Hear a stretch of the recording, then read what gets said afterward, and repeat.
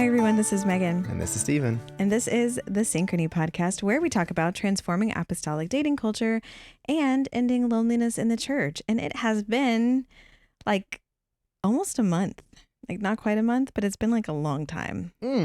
Oh, did you just burn yourself? It's been a hot minute. And that was not meant to be oh gosh. I'm out of practice. Wow, this is going to go really badly. I just wanted to model this cup is really what I wanted to do. If you are listening to this on a podcast platform, Steven just burned the snot out of himself because he specifically requested for me to put his coffee in a tumbler. I did. Which I did. And I put it in the tumbler that I got him for Christmas that reads, "Tears of the people I beat at disc golf." That's right. And they burned him. That's right. Can you feel your tongue? Nope. Awesome. Babe, we haven't done this in a long time. A lot has changed since we've last podcast. Yeah, it's been a lot. I'm exhausted. Yeah. A part of the reason why we haven't podcasted is because... Wait. Let's start chronologically. You know I'm not good at summarizing. That's why I jumped in. So the first thing that happened was we went to a wedding. We did. Well, it started earlier than that, but we did go to a wedding. Yeah. We got to go see Rhea and Max get married. I am so excited. It was so cool. Maybe and this is not to put anybody else's wedding down, but the venue they were in was one of the most beautiful wedding venues I have ever seen in my life. It was one of those venues that you didn't need decorations, and it was like, it would have been fine. It was gorgeous. I felt like I stepped into like a music video or something. Like it was so styled perfectly and everything was gorgeous, and it was very meaningful and very warm, and like the presence of God was like in the wedding. It was actually not literally warm. It wasn't. It was actually quite chilly. It was very cold. Delightfully chilly though. Like as someone, I enjoyed it because like as someone from somewhere hot, it was nice for everyone to be bundled up in pretty like fancy winter clothes. Yeah, we happened to sit though the perfect distance from both of the heaters to where we were at probably the coldest point. We had to snuggle. There was not much of that. I was just like cuddled in my own sweater trying to survive. It was nice. It was beautiful. No, it was gorgeous. Absolutely gorgeous. And we're so happy for you guys. Congratulations, Max and Ray, on your beautiful wedding. Yes. And you guys look like you're enjoying yourselves in New Zealand. Yeah. I cannot wait to see their wedding video because Max is a videographer. So I can only imagine that their wedding video is going to be fantastic. Oh, 100%. So totally popping some popcorn when that comes out. Oh, for sure. No expectations or anything. Yeah, it's fine. Okay. So we went to a wedding. Yep. We got back from the wedding. We, closed on a house? No. Question mark? No. We closed on We went on a cruise. We went on okay. So then we went on the cruise. That was crazy. So went on a wedding, went home, washed our clothes, took our kids to school for a couple days, and then dropped them back off at the grandparents, and then drove all the way down to Miami. Shout out to my parents and my mother-in-law, who between the three of them have basically parented our kids for a month, like off and on. They're real MVPs. For real. And none of this would be possible without them and their ability to grandparent like absolute bosses for long periods of time. Yeah. Also, shout out to Jeremiah's ice cream. Which we probably need to take stock in. Yeah, because our son has eaten so much of that while spending time with his grandparents. I feel like every time we faced him, like, we just ate Jeremiah's. Yeah, like, and he's got like a ring of chocolate like around his mouth. Yeah. And his mom's like, what's that? What happens at Gigi's house? You know, whatever. Like, you guys are the ones dealing with the consequences right now. Yeah. So then we drove back down to Miami, got on a boat. We're on a cruise for 3 days with some amazing people. Yeah, it was so much fun. Oh my goodness. The ship was gorgeous. The Bahamas were beautiful, but it was so nice. There were people that I met on that boat that I have known now for a couple of years that I've never met in person. Yeah. And it was the coolest thing to get to hang out with them and talk and like catch up and be in the same physical space as people. Yeah. It was amazing. But like my awe for like human engineering, like those things are those are the wonders of the world. Like all 7 of them all put in one single structure. The things are so cool. And like I was thinking about it when we were walking into the Bahamas, like off of the port, and we had to like come back to our boat. I was looking at that thing and I was like, man, these boats make the Titanic look like a tugboat. Yeah, it's crazy. Like these boats are massive. And I still got severely seasick. Yeah, it got rough for a minute. It got there. pretty rough on the takeoff off of the port of Miami. But yeah, we should, next time we do some kind of like synchrony thing where we have to be speakers, we should consider doing it on something that doesn't move independently. Although you did great. Honestly, I did a lot better than I expected. Yeah. But it was pretty rocky. It was amazing. It was a super cool experience. Loved seeing everybody. I will say it was not a relaxing trip for me. I was the entire time like just kind of hovering, trying to like make sure everyone was having a good time, and also peopling the snot out of myself, which is a lot for someone like me who, I love people, but I get drained by people. Yep. So many people. That top, by the way, screws off. It doesn't pop off. My fingers are hurting. Yeah. That makes so much more sense. It messed me up though. I almost broke it because I thought it was a pop off lid, and then I love how you waited for 5 minutes to tell me that. I'm sorry, I didn't know what you were doing. This thing. I apologize. I'm like, I've never seen a thermos screw off the lid. Yeah, it's it's a twisty lid. I was very confused. Yeah. All right. Okay, so we came back from that, and then we closed on a house. So we literally came back. We got home on a Monday. We got to port on Monday. Tuesday, drove all the way home from Miami to Gainesville, which was like a 6-hour drive. Right. Tuesday we got up, went to the closing. Went to the closing on our house. And then Wednesday we started moving into the new house. Yep. Which for those of you who haven't heard, we God has really blessed us, and we can tell the whole story later because it is absolutely insane what God has done in our lives. We're so tremendously grateful. But we were able to buy the house directly behind the house we were living in. Yeah. So we now effectively own these 2 adjacent properties, and we're slowly moving our life from one property to the other. Yeah. I've literally had people call me almost offended, like going, dude, I told you I was willing to help you move. Why haven't you asked me to help you move? Yeah. And I'm like, bro, we just walked it over. I literally don't have to move anything except for our beds and our toothbrushes. Yeah. So it was like a very slow, casual, like, hey, when we need this, let's walk over and go get it. I mean, slow, casual, but you've been working your butt off. Oh, yes, I have. You've been like super hyper fixated in the best possible way. It's called ADHD. Yeah. It's the superpower in times like these because you were able to like power through all the organization of all of that, getting everything. I am so grateful that I married to you because. Go ahead. Say more. Yeah. Because the executive function that it would have taken me to get all of that documentation figured out, everything signed, everything planned, all the stuff moved, the logistics, the power, the internet, the water, everything. You had it done in like 24 hours. It was crazy. In and around those trips, you were like, boom, boom, boom, talk to every, like it. I would rather be skinned alive than have to call like a power company or any company of any kind providing me any kind of service. I just immediately feel like I'm taking up time that I can't take up. You had that taken care of so fast, and you had our essentials moved in by Wednesday night so that we could sleep in the house by Wednesday night. Well, because I actually wanted it to be Tuesday night, but the owners wanted to stay in it one more night. Yeah. For logistical reasons. And I promised my kids we would sleep in it Wednesday night. So we had to at least have stuff to sleep in. Well, you are a superhuman, and you have built IKEA furniture, and you have moved stuff in and out of. That's also with Connor's help. Thanks, Connor. Thanks to my brother for helping us. I still owe you money, actually. Thanks to my brother for helping us build IKEA furniture. But you've just been amazing. And so we are now catching our breath from that several weeks of whirlwind stuff. Which, one last random side tangent for all the listeners who are now turning off the podcast. Oh, and you had surgery. Oh yeah, that too. And so it was get back on Monday, close on house Tuesday. That was a part of my reason for hyperfixation. I knew I was going to surgery a couple days later. You move into the house on Wednesday. He's fine, by the way. Nothing's broken. I moved into the house on Wednesday, and then you had to have surgery on Friday. Yep. And we're basically out for that couple of days for the most part. Yep. Yeah, good times. So all that being said, for the listeners of the podcast who are in my Discord, I am sorry. You have yelled at me for apologizing on the podcast before about things outside of your control.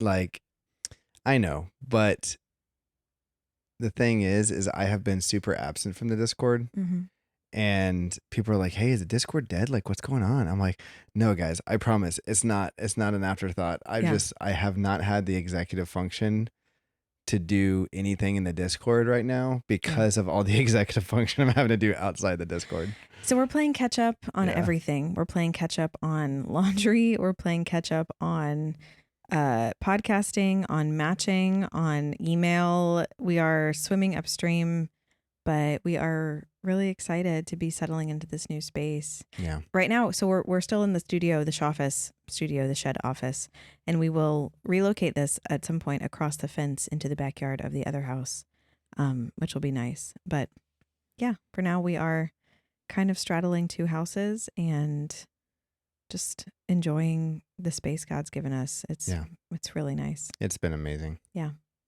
So I thought we could get back into it with kind of like a very, I don't know, like maybe kind of clickbaity dating topic, sort of. Okay. Because like I don't know, the things that I see that come across, like since we have like dating focused content, my Instagram feed for the Synchrony Instagram and the Facebook feed and whatever are all like dating advice things, right? So this is kind of, I guess, like a dating advice episode, but which if you're a guy listening to this, theoretically, this is dating advice for you. For women, I'm hoping that it is more like, hey girl, you're not by yourself in this kind of a situation. But I was sitting down, we are almost at the end of the intake process for all of the new folks that came in during our winter sale. It has taken us weeks to go through these. We've met so many amazing people. You've been working so much overtime. Oh yeah, it's been great though. Like I've enjoyed it. I've met so many cool people. But we're getting to the end of that wave. And so I'm starting to kind of take stock and start to build out the statistical analysis sort of who all's come in and where they are and whatever. So I'm realizing we are well over 500 women that have been part of the Synchrony process and whose that's data. Not current active clients. That's correct. That's in total people who have come in, done a Synchrony call. Anyone who's ever done a survey. Oh, a survey. Okay, yeah, cool. Has submitted data. But most of those women have also come in and done their consultations. So the vast majority of women who sign up do follow through with that.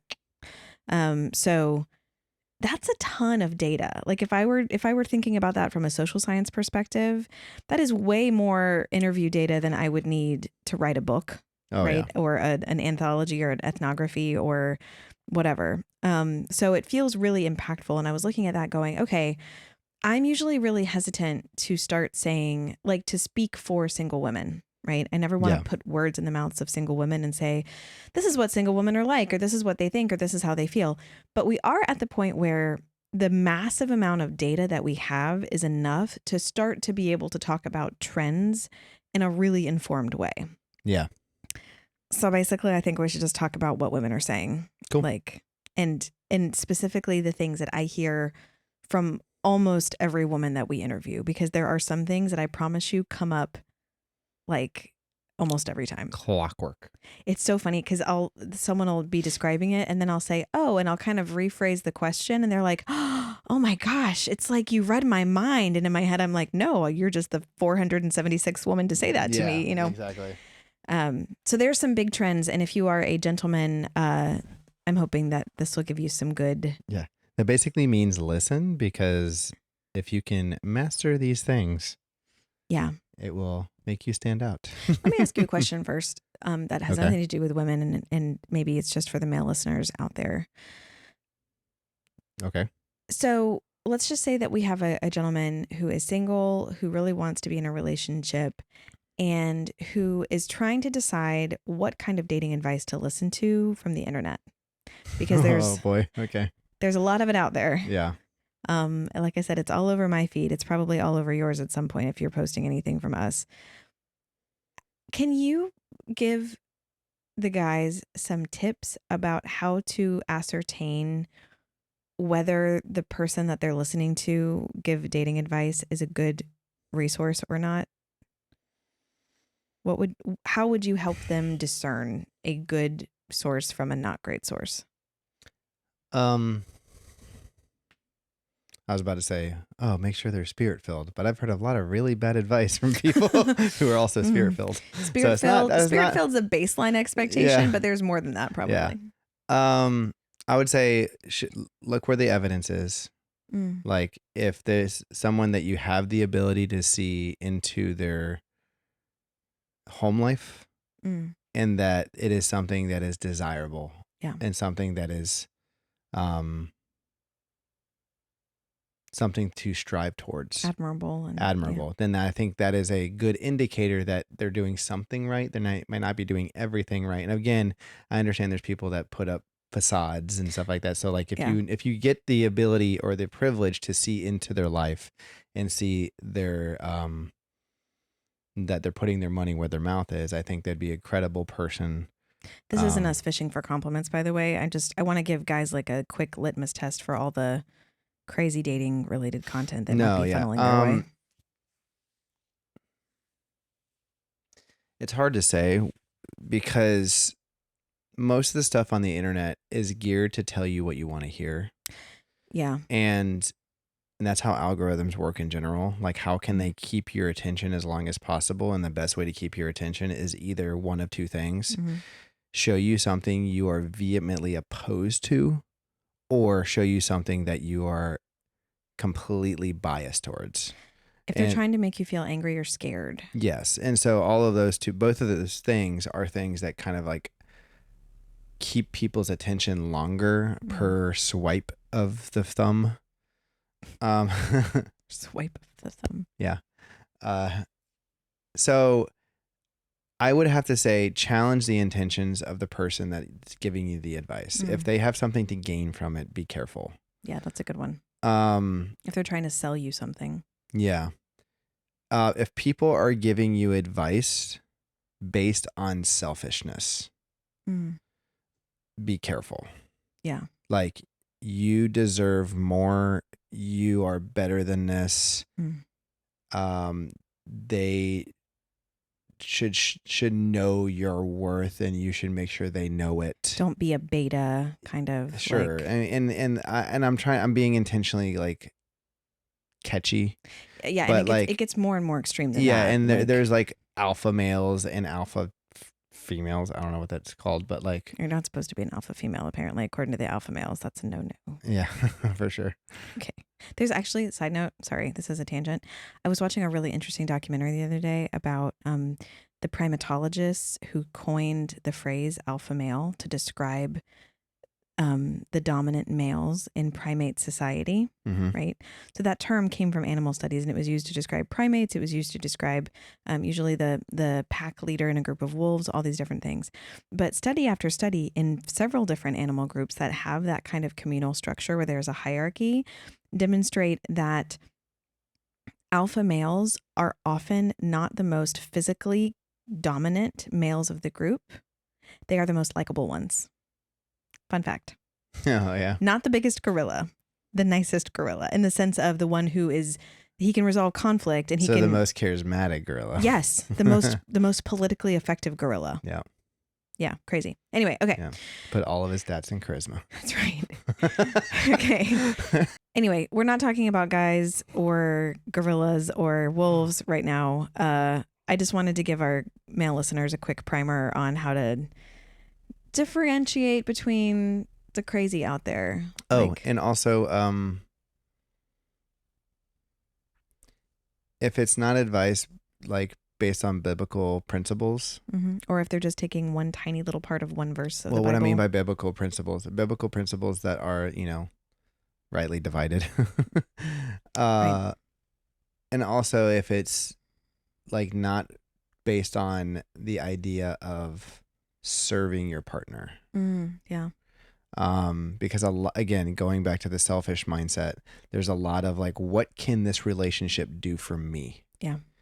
And quite frankly, that it kind of creeps me out. Yeah, I agree. Because nothing about a relationship with a spouse, or even let's go ahead and make the parallel with your relationship with God, should be about what can you give me, God? Yes, amen. And so and that's what marriage is meant to replicate. That's what I'm saying. If it's replicating the church, that's not your relationship with God, or shouldn't be. Yeah. And for it to be a healthy relationship, it's I'm here to serve you, and how can I put my best foot forward to be the best version of myself for you. And so if the advice isn't inherently like And again, I know that there's also, it swings in both directions. I'm not saying it needs to always be this way, but challenge the like heart behind why they're telling you the advice. Yeah. Amen. Okay. So are you ready to hear my most often repeated things women say in consultations?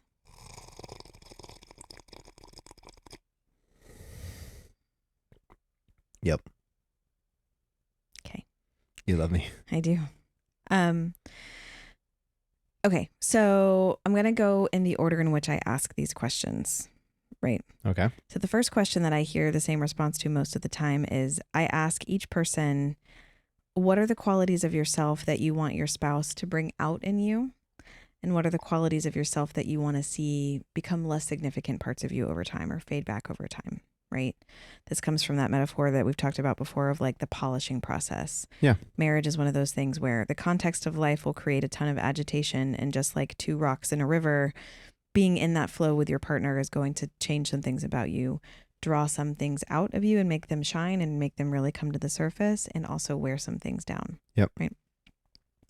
I hear something in response to this question so frequently, it's almost frightening.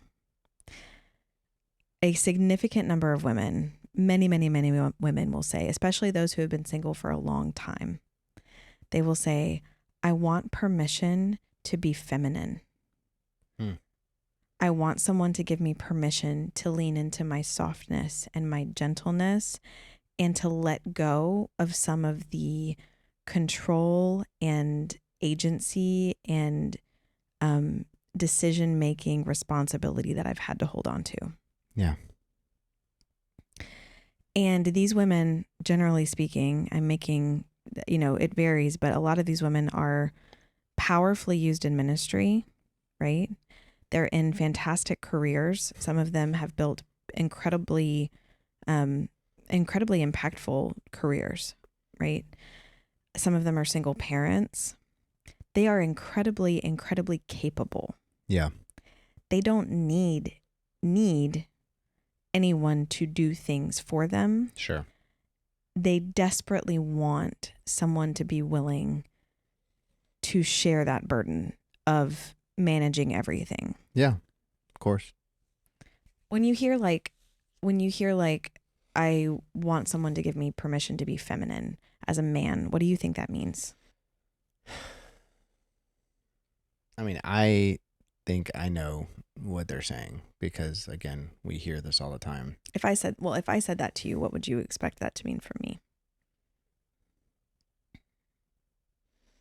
I'm going to try to just shoot off of what my brain initially thought, mm-hmm. even though I know logically it might be slightly different. Sure.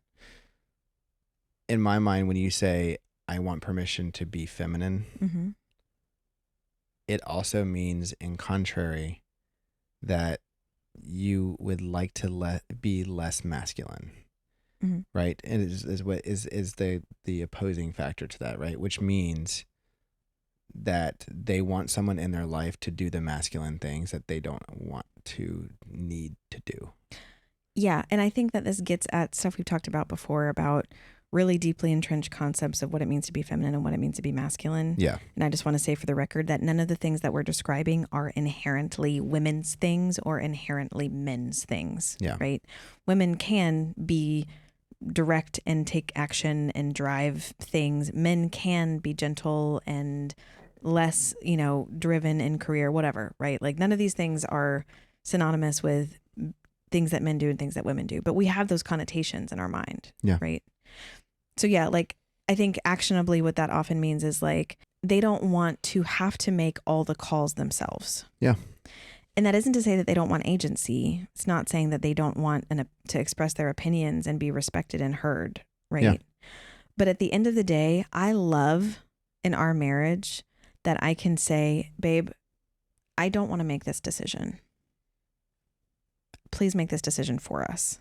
Yeah. And it's both me saying, I am exhausted by everything else going on, and this is one thing I can't have on my plate because it's too much. But it's also me saying, I trust you. Yeah. To do the right thing by me and by our family. And I feel safe giving this to you.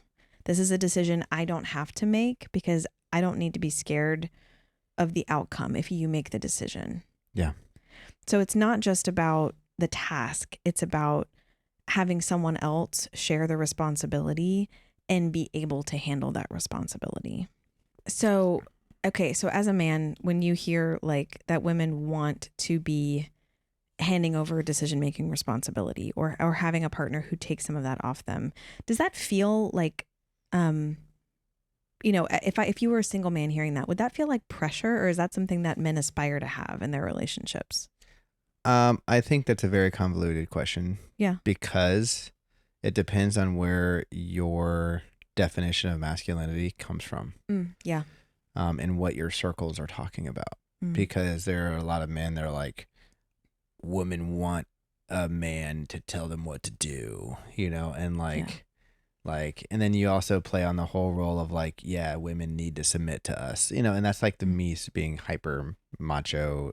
And I know that's not realistic to every guy, but what I'm talking about though is the subconscious like concepts that we say with the things I just said were like super like controversial and like really swinging one way, but those undertones from our friends and the people around us are still kind of lingering in the back of our mind that are informing our decisions. Yes. So like, I basically want to challenge is basically like, as a man, where is your definition of what masculinity looks like coming from?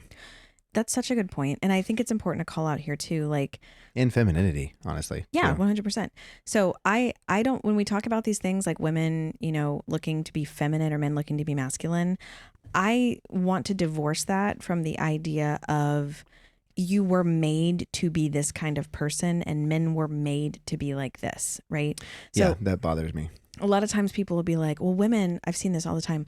Women were designed to be soft and domestic and nurturing, and men were designed to be powerful hunters. And I'm like, we heard that recently. I was like, and here's the thing. People were designed to be like God. Yes. Okay.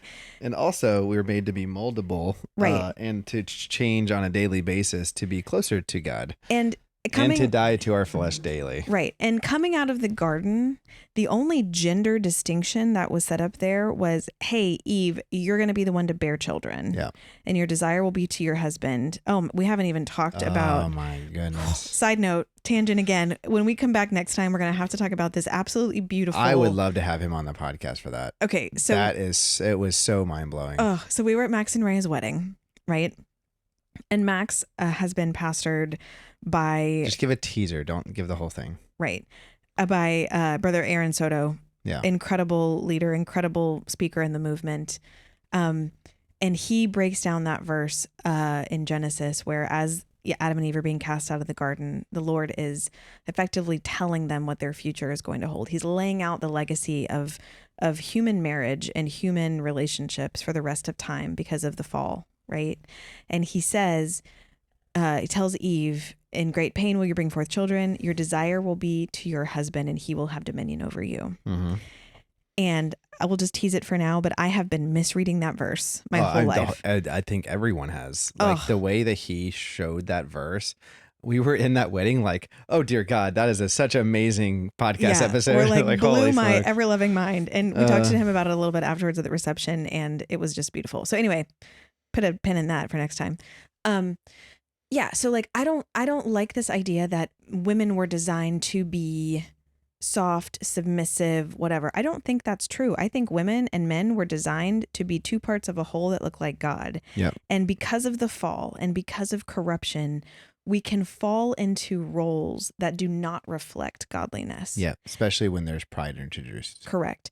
And so the Lord, I believe in his wisdom, calls men and women, when we sign up to be Christians, when we sign up to live a godly life, he calls us to take on certain roles and responsibilities in our families, in our homes. And when I say roles and responsibilities, I don't mean laundry, right? Who does the laundry and who mows the lawn? I'm not talking about that. I'm talking about... I do both those right now. Right. I'm talking... and you do them both well, I want to say. I know how to wash laundry really well. I'm really working on the folding part. But you've implemented a whole cube system, so we don't have to fold anything anymore. Yeah. It's great. This new house will help. Yeah. when I say roles and responsibilities, I'm not talking about who cooks, who does the laundry, who mows, who takes the car to the mechanic. I'm talking about who takes on the responsibility of being team captain in my family, and who carries the burden and mantle of headship in our family, and who owns that ultimate decision making and stands before the throne of God and takes responsibilities for the souls of his family, and the person who is there to back you up and support you and to provide that anchor for you, right? Yeah. We have agreed as a Christian couple in a Christian marriage to take on those roles as prescribed by Scripture. It has nothing to do with how we were designed. It has everything to do with how we submit to the word. Yes. And I reject any notion that it has to look the exact same way for every single person. Yeah. Right. Anyway. I mean, the thing is what you just said is like the definition of fighting against like thousands of years of gender definitioning that has been like the normal, and we are just now recognizing how wrong it is. Yeah, because spoiler, headship and patriarchy are not the same thing. Yeah. And we won't get onto all that right now because I know also, already biblical versus Western masculinity are also two very different things. Right. And I know that we're just like making a bunch of people mad right now, so we'll just detour off of that. But be mad in the comments. Let us know how you feel. Yeah. Leave comments. Engage, please. Yes. Even if it's yelling at us. Do your worst. Just don't report us. So anyway, the take from this is when a woman is saying, I want permission to be feminine. Yes. I believe that it's her saying, I want a team captain that I can respect. Yep. Whose decision making I can trust, and whose leadership gives me the peace to submit. Yep. Because women who are in a healthy marriage and who are able to give up some of that decision making work and labor to their spouse enjoy a freedom that comes from that. Yeah. To lean into the places where they feel the most strong and where they can be the most supportive. Submitting to a godly man who is working his hardest to align with the word and to provide a safe space for his family and to be a great servant leader is it's someone that it is a joy to submit to, because you're going, great, this is now on your plate and I don't have to take on that decision-making responsibility, and I am your teammate. I'm here to back you up. Go team. Yeah. It is a relief. Yeah. Single women who are having to do life all by themselves, run everything, manage everything, be their own advocate, be their own project manager, head up their own ministries by themselves sometimes, right? Or parent by themselves too. Exactly. If they are having to do all of those things and wear all those hats and it is all on them, it is exhausting. Oh, they're just the definition of wiped. Yeah. It's wearing people down. Yeah. So that's the thing that I hear the women say probably most frequently. What are you thinking? What kind of man does that look like, though? What kind of a person can fill that, like, desire to be taken from them? Yeah. So I think the answer to your question is, or asking it in a different way, is what kind of person would make a woman feel safe enough to trust him with her submission? Yeah, sure. That's a good way of putting it. Yeah. Yeah. So I think there are some characteristics that really stick out to women, and these might not be conscious things that they're tracking, but these are signals that tell them, and I mean, I hope they're conscious things they're tracking. Ladies, listen up, write these down. Yeah. They're signals of, hey, this person is someone I can trust, right? So one is someone who has a higher degree of spiritual discipline or spiritual hunger or spiritual pursuit than she does. Yeah. Women who've been raised in church and with the right heart, but yes. Well, yeah, I mean, true spiritual maturity, right? Women who've been raised in church understand that their walk with God is going to be facilitated and made much easier and made much more joyful by someone who encourages them to walk deeper in the things of God, right? Yeah. Women are not interested, generally speaking, in a spouse that they have to drag to church or that they have to drag to be involved in the ministry, right? So demonstrating a level of spiritual maturity by being an active member of the church, and I don't mean just attending, I mean serving in the church. Yeah. Finding a way to plug in, not behind a pulpit, don't mishear me. And everyone's going to be like, oh, women just want to marry preachers. No, they really don't. Yeah. They want to marry someone who shows up when the doors are open and puts his hand to the plow wherever that is. Yep. Not afraid to take out trash, not afraid to sit and just talk to someone in the church, not afraid to hold open a door, to fix stuff, right? You know, one of the most attractive things about you when we were newly married, when we moved to Fort Myers, is that you were so excited to mow the lawn.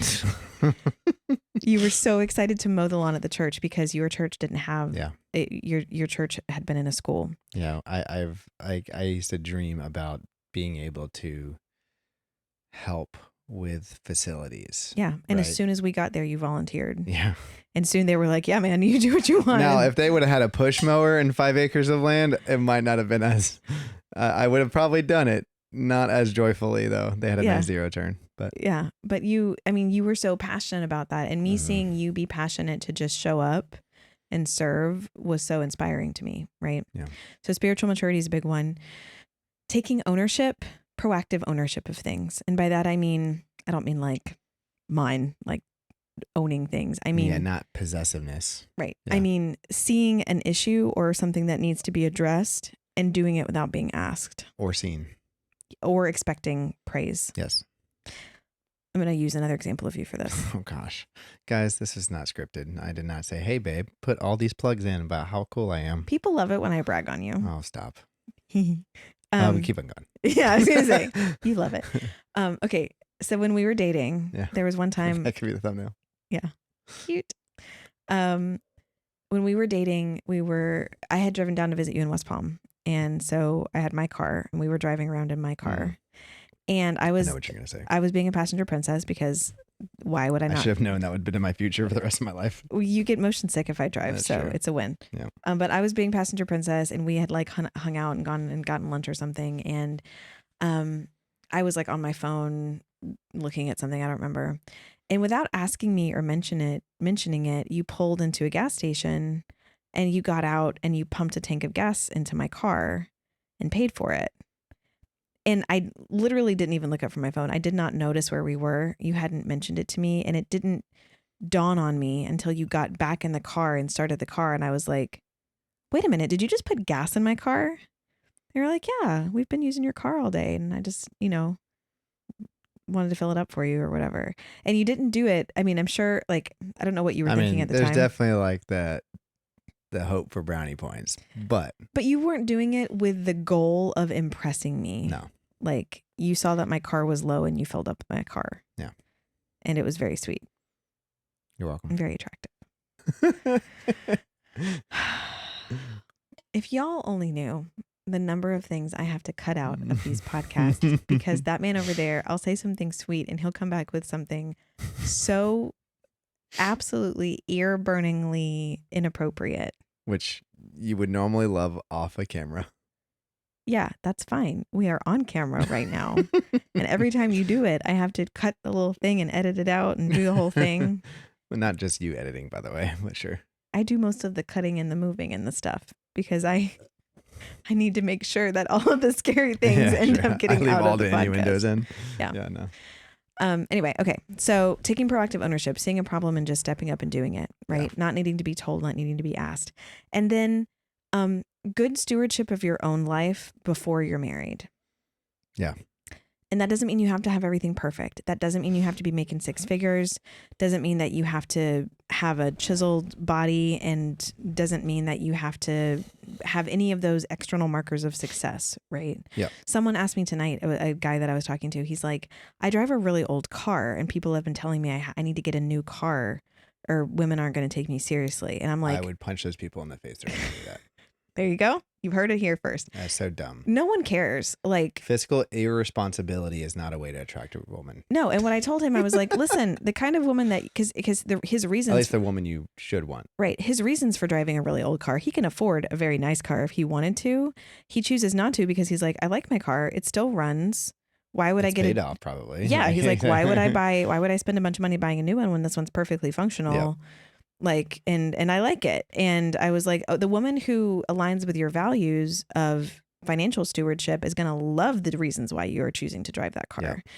So it's not about external markers of success, but it is about you before you get married without the intention of doing this to go catch a woman just because you know this is the right thing to do. You're preparing financially for your future. It's okay if you're living at home while you're doing this. In this economy, that's kind of a smart choice sometimes, right? It's okay if you're, if you have a roommate with another guy and you guys are splitting expenses. 100%. You don't have to have bought your own house and done anything to that yet, because that is difficult for a lot of people right now. But you need to be doing things like minimizing your amount of debt, right? And setting aside some savings. You need to be doing things like taking care of yourself physically to some degree. I'm not saying, again, you have to be a gym rat, but no, but so it's stewardship. This is something I've been saying recently, and I kind of like the phrasing of it because it kind of sets the right expectation. Mm-hmm. We've been seeing guys who have very ambitious expectations out of what kind of woman they want to date. And that's not crazy or out of the ordinary for what we've been hearing from the beginning of doing Synchrony. But I think I finally figured out a good way of phrasing it. If you are expecting more of the person that you are trying to say marry or say you want to marry than you are expecting out of yourself, then you're probably not going to get her. Yeah, make yourself the kind of person if you that want woman someone would want. who is physically fit, if you want someone who takes care of themselves, if you want someone who is well educated, compassionate, makes money, whatever you want to shoot for, are you someone who also meets those expectations? Right. Because that person is probably also going to want that of the person they marry. Well, and it goes back to that whole thing about trust a minute ago and being someone that she can trust to be her team captain. Yes. If that woman has been holding herself to that standard of excellence. Yes. Right. If she has been committed to good financial stewardship, to great spiritual discipline, to building for her future. Yep. How can she trust someone who does not demonstrate that same level of commitment to those things? And again, it's not to say that you have to be perfect in all those things. And there are going to be places where you are stronger than she is in some areas and she's stronger than you are. And that's just being complementary opposites, right? Yeah, sure. That's healthy in a lot of ways. It builds resiliency within a couple. But you can't expect to, be lax in those things or to be lackadaisical in those things and aim for someone who's going to bring such a high amount of that to the table, because it's going to be difficult for her to trust your ability as a leader if you haven't demonstrated that you at least match her level of focus on those things. Yeah. Right. I've been trying to figure out a way of like a more business polite way of putting it, because like I don't want to ever come across as me calling someone out just for the sake of me being annoyed. But like that's quite literally the way I view it now, and I think we both do, because it's one of those things is like we see it feels hypocritical. Yes, it does. It's very hypocritical to say, hey, I'm a couch potato. I haven't worked out in 2 years. I'm clinically probably obese. And also I want someone who is a size 0 wife who also wants to serve me at my beck and call. Yeah. That's me being overly harsh. Yeah. But I'm being ridiculous on purpose. But like, it's one of those things is like, challenge yourself. And this is going back to what Brother Cisco said to us. Yeah. Like he made this like crazy high caliber list of what he wanted out of a wife, and God one day challenged him and said, "Are you the type of person she's going to be attracted to?" Yeah. Allow your aspirations to challenge you. Yeah, 100%. If you want something, and if you see qualities of a woman that you want, become the person that she would want to be with. Yeah. And that she could trust. Yes. So use that as a challenge to make yourself a better person. Yeah. I'm not saying you are less than if you're not that person. I'm just saying it's a goalpost to aim for. Right. So Soapbox over. Okay. So anyway, all of that was in response to the first thing that women always say, which is that they want to allow themselves to be more feminine. And we're like an hour. Okay, so for the sake of time, we're gonna go a little bit lighter on the other common things. These are a little bit less intense. That was, we'll see. Yeah, that was the most, like, I would say, Controversial, challenging one. Another thing that I get almost the same answer to every time is I ask people, what moments in your day are you most excited to share with someone? And I specifically say, I'm not talking about like the big things like parenting or ministry or your 50th wedding anniversary, not those big buckets or those like really important one single moments. I'm talking about repeated things that you do frequently, habits, whatever. Which of those are you most excited to share with someone? What do you think people say? What's your guess? Women say in I know particular. the answer, so. Oh, did I already tell you about this? I mean, yes, we've been doing synchrony together for 3 years. I don't remember which things I tell you That's about fair. and which ones I don't. It's the winding down at the end of the day. Yeah. It's the coming home from work. It's the sitting in the silence while eating dinner. It's the conversations about unwinding about their day. Yeah, it's specific. I call it the daily debrief. Yeah, or the sunset. Yeah. Yeah. And it's that time period. And so for some people, it's in the car on the drive home. For some people, it's sundowners. No, yeah. No, for some people, no. For some people, it's sitting at the dinner table talking. For some people, it's sitting on the couch before they go and make dinner, or going for a walk and talking about it. Yeah. But in whatever context they want to do it, they want to have time where they share the highs and the lows. Women in particular talk about this, wanting to share the funny parts of their day, the sad parts of their day, like just explain the day to their partner. I think that's really sweet. Yeah. I mean, that's something I can see why, because that's the part of the day, I think, where you and I probably rely on each other the most. It's when you take off your mask. Well, it's not only that. It's like you have a bad work day. And now, I am also serving in 3 different ministries this week, right? And I also have dishes. I also have laundry. Oh, man, I have to pay those bills. When you're single, all of those things have to be covered by you. And like you and I take the time and go, hey, and it's like what John talks about. Hey, I'm at 10% today. I need your help. And that's where you go, okay, I can give 60, let me try to see where I can cover bases, right? When you're single, you don't have that, I think though, even on days when there's no overwhelm and they've got capacity, what people say is like coming home from work to an empty house is really difficult. Yeah. Right.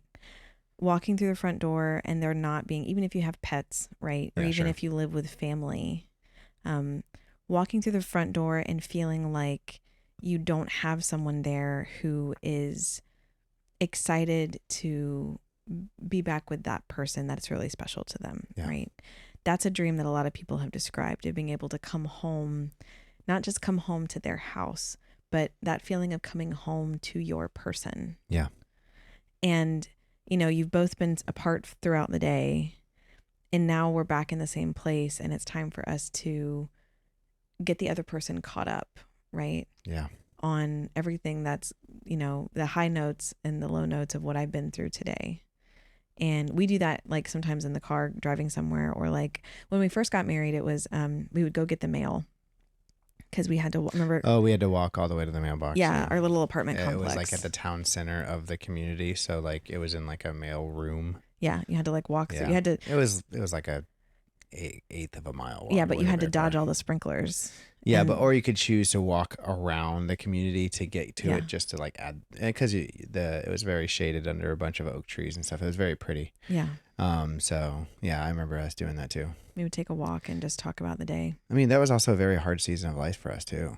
And sometimes those walks, we did this actually. I mean, you were in the middle of an existential crisis of like your PhD dreams journey, and I was also like having an existential crisis about whether or not I wanted to be a nurse.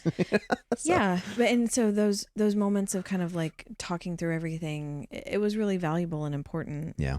So anyway, most people have some dream about that of, and they'll say like a lot of times, a lot of the women that we work with are, this is a stereotype, but a lot of them are teachers or educators or nurses or Sure. working in some kind of, I mean, statistically, that makes sense. Right. Some kind of caring or educational field. And they're like, I have the funniest stories sometimes and I have no one to tell them to, Yeah.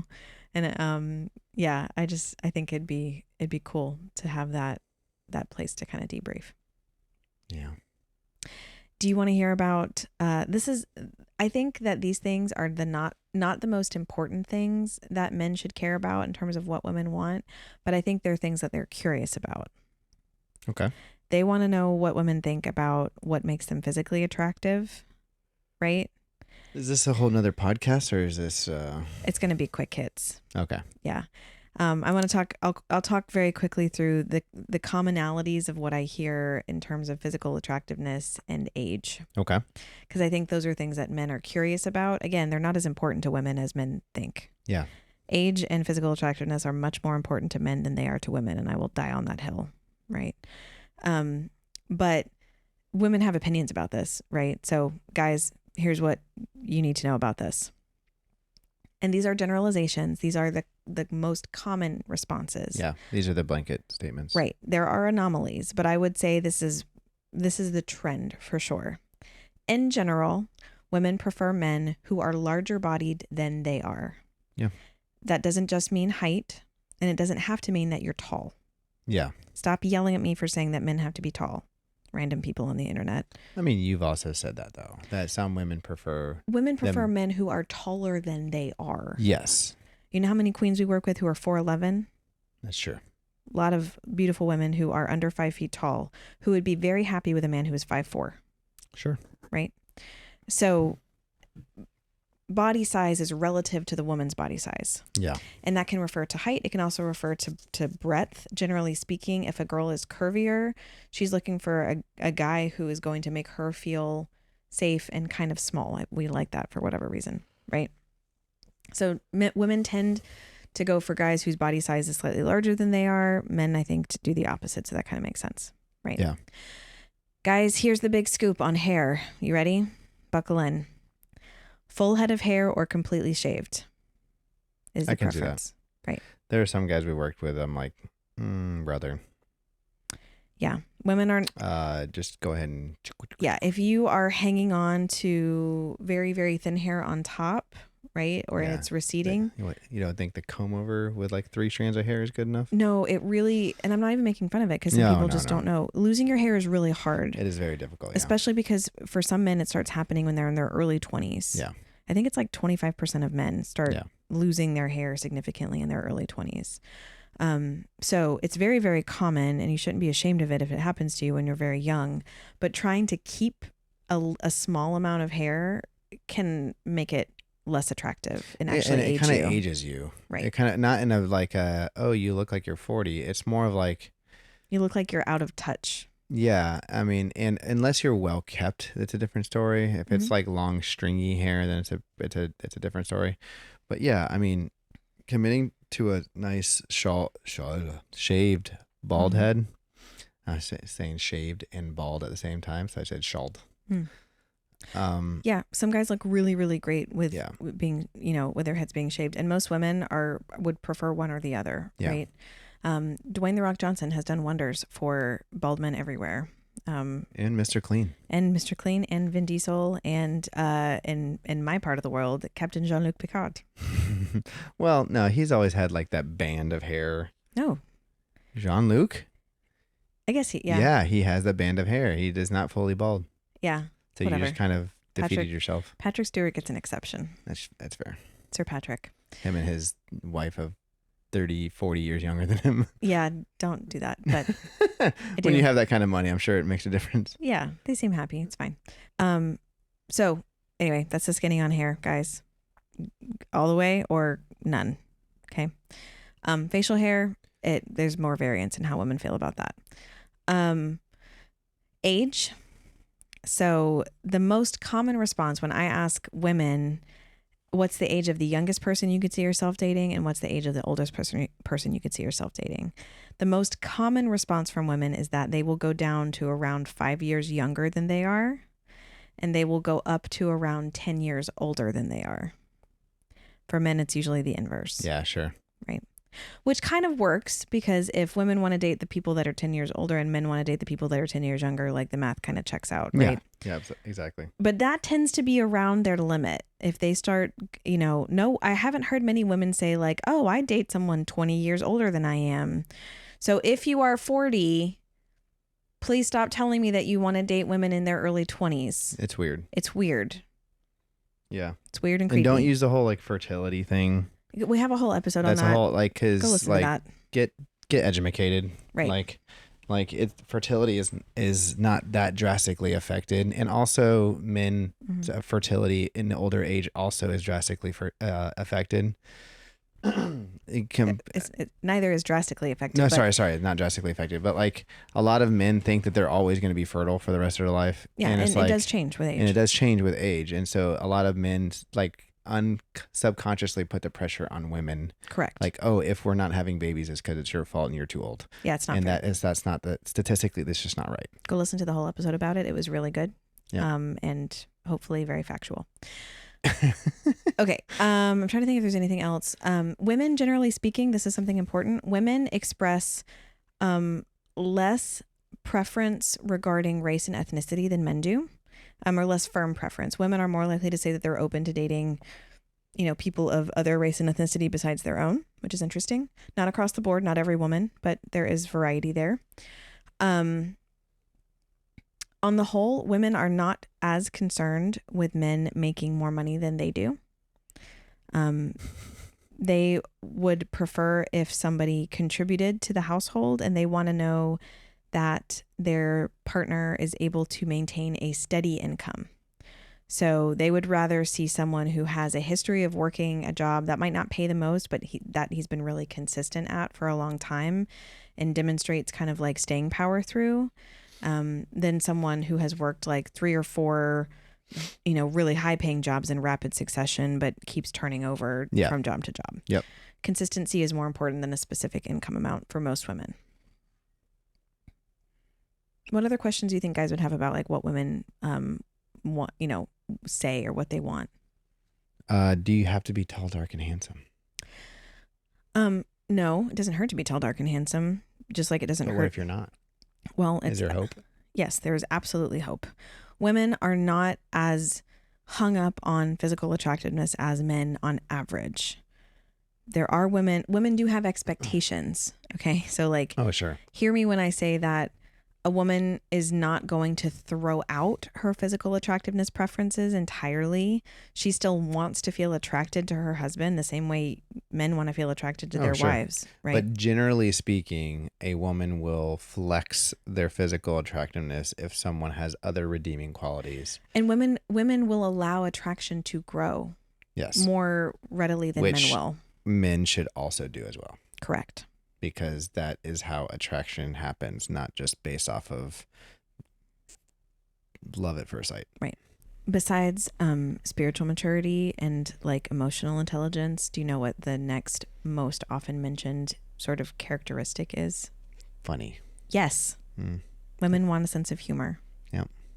And that doesn't mean that you have to be like... dad jokes all day. Please God, it's the no. best way to win a woman's heart. No, this is actually really important. So there's a specific flavor of, or a kind of humor that women are looking for. And it's not sarcasm. No. And it's also not self-deprecation. Yes.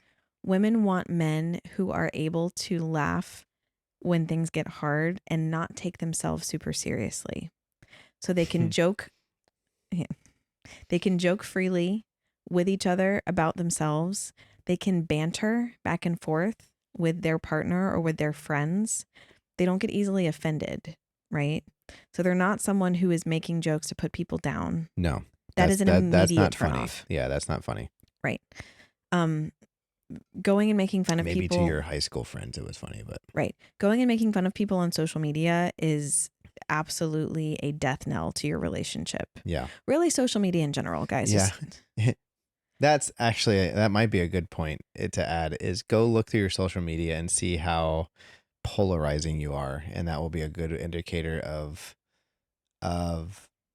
some things that might be turning people off. Yeah. If you are a keyboard warrior who feels strongly about arguing with people online and you are single and want to date someone, Go delete your social media profiles. Make a new one. Don't make a new one. Clear your history. Pretend like you're going into witness protection. Go on a year-long social media fast. Yes. And then try again. Yeah. Because they're going to need a palate cleanser to get over what they've seen of you. It is not something women respect at all. And you say, well, why are people making snap judgments about people like that?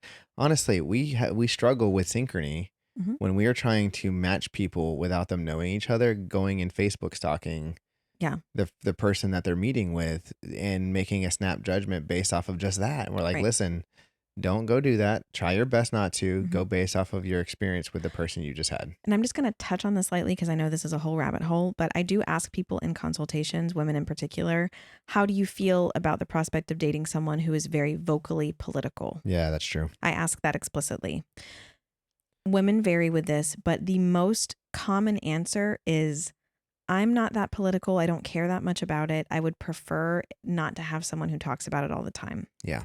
Most women they'll say, I'm okay if someone has strong opinions, but I want them to exercise wisdom. Yeah. I don't want them to be getting into arguments in public spaces. That's embarrassing to me. And I don't want it to take over their whole personality. Yeah. Right. Even the most, I would say,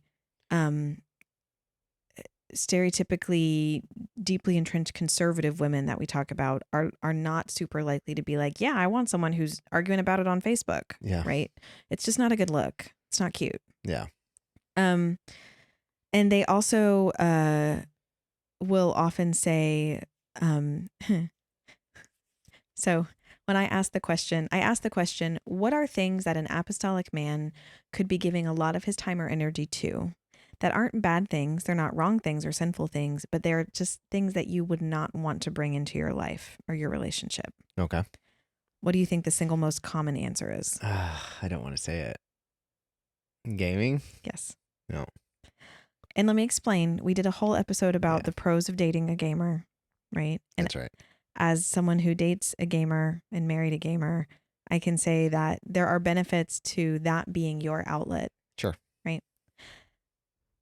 Most women who are not gamers themselves, and there is that small contingent of women who are like, I don't care if he games, like that's cool. We'll play together. It's not a lot of them out there, guys. I just want to set your expectations. They do exist. The few, the proud.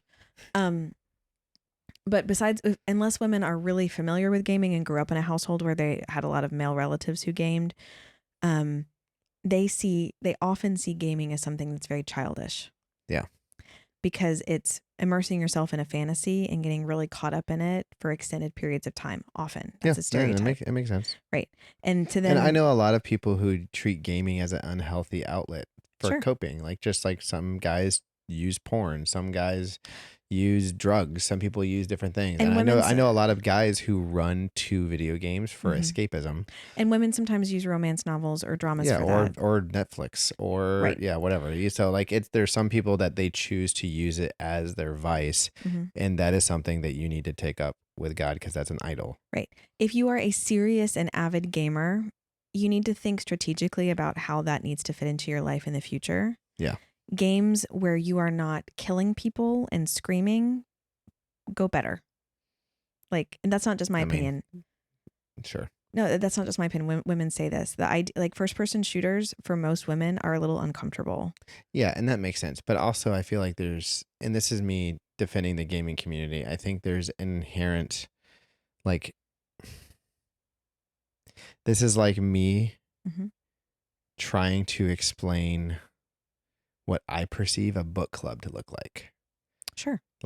I have this weird over dramatized expectation of what a book club actually looks like. And it's a bunch of young, passionate women excited about the same book that like to pet cats and drink coffee. And I could get really ambitious with what it actually looks like when really it's just a bunch of normal women sitting around having a book club. Whereas I know there's a lot of women who never have been exposed to gaming that have an idea of what they think gaming is because they're not used to it. I hear that, but most women in their 30s have been exposed to gaming. They have been around people who game. They might not have lived with an avid gamer, but it's in the zeitgeist. Like they see friends and their friends' siblings and the guys they go to church with talking about it and playing it, and they've been around it. Like it's not usually something that's completely foreign to them in the sense of like they've never sat in front of a video game and seen what it's like. But you have to understand from a woman's perspective, the idea of the man that I love sitting in front of a screen, yelling at a screen about shooting somebody. Sure.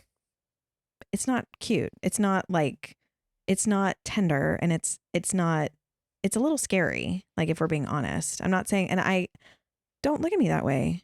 I am looking at you that way. No. And I understand the perspective of a gamer who's been around it your whole life or whatever, but you like the idea that a woman could look at someone that she loves because he is kind and gentle and sweet, yelling about shooting people on a game, even though I understand that they're virtual people, is justifiably concerning. Like, I'm not saying that it's bad. I'm not saying that video games make people violent. No. But women's dislike of them is not then why surprising. do we ever read books about the hero stabbing people to save lives? It's the same concept of immersing yourself in a fantasy of things that we would probably not do ourselves. No. A book character saying he took a knife and stabbed someone is not the same thing as you yelling into a mic to someone else, kill him, kill him, kill him, kill him, kill him. Right? It's different. And we can talk about this later and argue about it off the camera. But this might be a new Shamu moment. Right. And as someone who has come to respect what gaming does for you, sure. I understand the value of gaming in general. Yeah. I also dislike when you play first-person shooter games. Yeah. They are obnoxious. Yeah, you just don't like me. Whenever we first got married, I admittedly was imbalanced, but like you don't like me talking to my friends loudly at 1:30 in the morning. I also just dislike the weird fetishization of killing people. I think it's weird. It's not a fetishization of it. I don't like it. And so I understand why women don't like it too. I'm just saying guys, game the way you want to game. I'm not trying to tell you how to live your lives. I'm just letting you know how women feel about it. If you want to be prepared to step into life with a woman, find a way. Would that same woman also be as opposed to the guy competitively playing paintball? Probably not, for some reason. When you are literally doing the same exact thing, but actually using a real gun to shoot people competitively? I don't know. That is less typical than guys who game a lot. Well, if you live in Florida, it's a lot more common. Well, and Florida. And you usually don't play paintball every single day unless you are literally a competitive That's paintballer. Yeah, that's fair. So it's about balance, and I understand there's a lot of nuance here. I'm not telling you to stop playing whatever you play. I know. I just get off your high horse. I'm just saying that women have a justifiable reason to feel uncomfortable around that type of game. So if you are an avid gamer and you are open and flexible on the types of games you play, get some feedback from women in your life about what kind of games they're more comfortable with. And I'm just saying, if you're going to do the loud, screamy, shooty games, do it when she's not in the house, or make it so that your life doesn't revolve around that type of game. I mean, regardless, even though we might have differences of opinion of this, that's something that's like, you need to monitor about how you're talking about it around people who you might be trying to attract. Right. If you are like googly eyeing, talking to your friends about the next combat achievement of the next game, and all you're talking like, because that maybe that same friend at church plays the same game, right? Mm-hmm. If every time someone that you like or you're trying to attract hears you talking about that game, that's not going to be attractive. Right. So like, I understand from that perspective, because that's going to make it seem like all you think about is that, and it might not be. You might just happen to see that friend at the same time you're around that same other person. So you need to be aware about perceptions too, because like people want to care that you like things of the real world. Right. And most women will say, I don't love gaming. Gaming's not my favorite. I would rather not date someone who games all the time if he's going to game, as long as it's in moderation. Yes. Right. 100%. So don't make it your whole personality. Yes. Don't make it something that you insist on her doing with you. No. I've never once made you do that. No. Just like, be willing to discuss things other than that. It's fine if it's part of your life. You just need to have it in balance with everything else and still be demonstrating those other things that make her feel like she can trust your decision making. Yes. Right. Any other like FAQs that you feel like guys would have about apostolic women's perspectives? Is Gaston a villain? We don't ask that in our consultations. Do you think he is a villain? Or do you think he's a the hero of the story. He's not the hero of the story. He's not the hero of the story. The hero of the story. Brad would think differently. The hero of the story, in my opinion, if we're talking about the Disney Beauty and the Beast, are the underpaid and indentured servants. Silverware. Yeah, the servants who, despite the fact that they have lost all their opposable appendages, work very hard to bring two seemingly incompatible people together and help them fall in love. See, but Gaston brought perspective. Yes, he's what's called a foil. I know. In literary speak, he is there to cause problems, and cause them he does. Yeah. And Brad and Aaron did this whole bit where they were like defending Gaston from Danielle and Brianna. Yeah. That's really funny. Okay.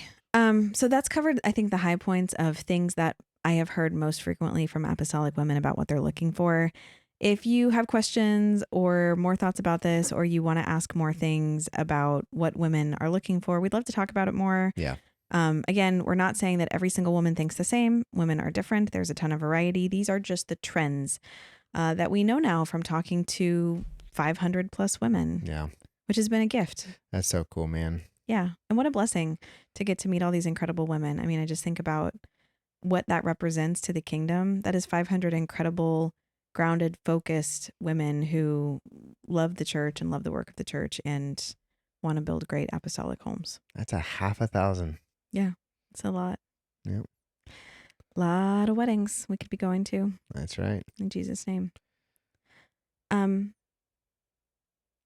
don't have anything else to talk about with this, do you? Are we going to do one of Ben's songs? I hope so. Yeah, the last few episodes we've been trying to feature a new one just came out on Spotify and Apple and all places. I don't know if it's a song we've already done already. I'll have to go back and look. For those of you who don't know what we're talking about, Stephen's friend Ben Drummond has been using AI as a tool to arrange some lyrics that he's written himself. Yeah, but he's a musician himself, so he's having to he's communicating with it in a way that is beautiful. Yeah, he's making AI driven art. Yeah. And here's his lyrics though. Yeah, and the lyrics are amazing and impactful. He often writes about the experiences of men in the church and in relationships, and it's really cool. So I think women can learn something from what he writes. Yeah. So yeah, we'll try to and find. They're just a great thing to jam to, man. Yeah, they do jam. So we'll try to find. If you have a sound system in your car, it hits hard. My brother in his truck. Yeah. It was so funny. Connor was coming down the road the other day, and before he even we were at church, whatever, and we heard him pull into the driveway, and the kids both go, Connor. Yeah, they knew it. They didn't even see his truck. They just knew it was him. Yeah, it's pretty cool to have your own personal sound. Yeah. Yeah. So besides that though, I don't think we have any, honestly today there's no announcements because we're just surviving, guys, while we get all this stuff figured out. We have no traveling on the books. Yeah, we got to pare back on. Nice. We got to pare back on traveling. We're not doing new consultations besides gentlemen. Yeah, men. Gentlemen, if you are here, you are more than welcome to come start your freemium at any point. We would love to get to work with you. And we have tons of availability of ladies that we could connect you with. So please don't hesitate. But ladies, if you are listening to this and you would like to get started with matchmaking, we have paused our intake of new female clients for right now. But we are creating a wait list, right? There is a wait list. Yeah, there's a wait list on our website. So if you go to our website and you go to the For Women tab, that explains how we work with women, there is a place where you can add your information to be waitlisted, and we'll be reaching out to you when we reopen the pipeline, maybe with some cool little coupon codes. So go add yourself to that wait list. The goal of this is to give us some time to do some more statistical analysis of the ladies that we're working with right now, and do some more targeted outreach to men in their areas and in convenient places for them to connect with. So stay tuned for more on that. I'm very excited once we get wrapped up with all of our intake, which should wrap up in about the next week or two. Yep. I'll be able to kind of focus on that for a bit. So I'm expecting tentatively to reopen the pipeline to ladies toward the later part of the summer. Yeah. But stay tuned. We'll let you know how that goes. Yep. Men, feel free to join the Discord that I will be more active in now that we have this house purchase settled. Yep. We'll be getting back to the swing of things. Yeah. Links below. That's right. This was nice. It was. I miss this. I know. It's like one of the few times in the week when you and I just get to sit and like talk and pick each other's brains. And not get interrupted by 17. Yeah. Or sorry, getting interrupted 1,700 times. Yeah. Yeah. Thank you for all the work that you've put into our house and our living situation over the last couple weeks. Yeah, no problem. And for driving us all the way down to Miami and back. No problem. I love you. I love you too. Y'all enjoy the song. Have a great week. Yeah. Bye. Bye. Faith feels different when the fire's real. Yeah. I pray bold, but I doubt right after. Say I trust God, then I check the ladder. I smile in public, break in the quiet. Faith on Sunday, fear on Friday. I've lost sleep over what I can't fix. Fought my head more than I fought sin. I believe, but belief feels small when I'm staring at a brick wall. I don't wanna trust you just when it's safe. I don't want a faith that negotiates. If the fire's where you're forming me, and teach my heart how to stand in it. I don't wanna run from the fire. I don't wanna bow to the fear. If you don't save me, I still stay here. I don't need answers, I need you and me. I don't wanna just make it out. I don't want a faith that fades with doubt. If the furnace is where faith gets formed, I wanna be a fire walker. Fire walker, even if fire walker, I won't quit. Fire walker, even if fire walker, I won't quit. I've been tired, worn, and burned out. Felt disqualified by my own mouth. Carrying shame I already paid. Still fighting ghosts from yesterday. I ask God why the pressure stays. My obedience still hurts this way. If you're refining me through this pain, and don't let this fire be in vain. I don't wanna follow just for relief. I don't wanna borrow temporary belief. If the fire's where you're shaping me, and teach my feet how to stand in it. I don't wanna run from the fire. I don't wanna bow to the fear. If you don't save me, I still stay here. I don't need answers, I need you near. I don't wanna just make it out. I don't wanna fake that phase me down. If the furnace is where faith gets born, I wanna be a fire walker. This ain't bravado, it's surrender. It say strict, it's remember. It's still God when I'm under pressure. It's still good when I don't feel better. So don't pull me out just to keep me safe. If the fire's what burns the fear away, I don't wanna walk safe from a distance. I wanna walk it, even if I don't wanna run from the fire. I don't wanna bow to the fear. You don't save me, I still stay here. I don't need proof, I just persevere.